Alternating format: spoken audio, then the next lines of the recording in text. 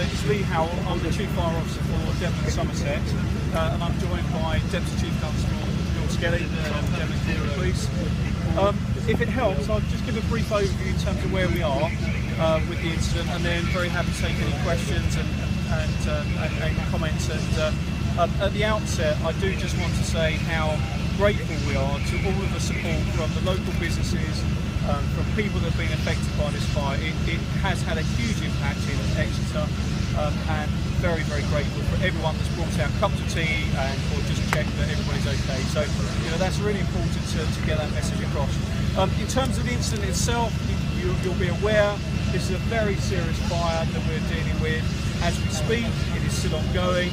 We're making good progress, but at the same time, it is a very complicated incident, primarily due to the building construction of what are very, very old, historically important buildings in Exeter. New buildings don't operate in the same way that these buildings do, and essentially what we had was a seat of a fire, which was, for those of you who can see, it was in a gallery, one of the shops in this row of terrace buildings, and that fire quickly developed, moved up into the roof void. We think part of that was a common roof void, which means fire can spread unchecked across the roof, and that's what's happened in this situation.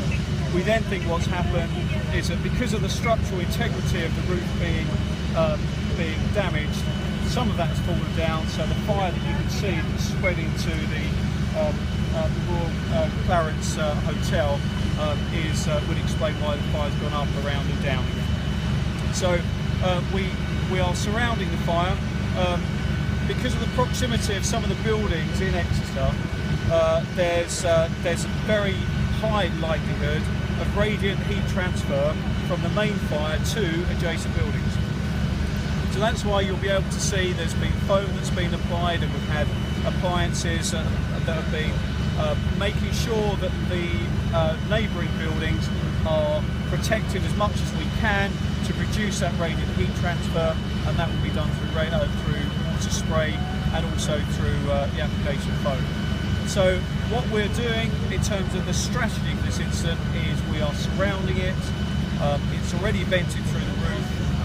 We are attempting to tackle the fire, but that's being pounded because the floors have collapsed on top of each other, and so there will be some deep-seated pockets of fire that will continue to burn for some time until that fuel is extinguished, because we simply can't get water onto it.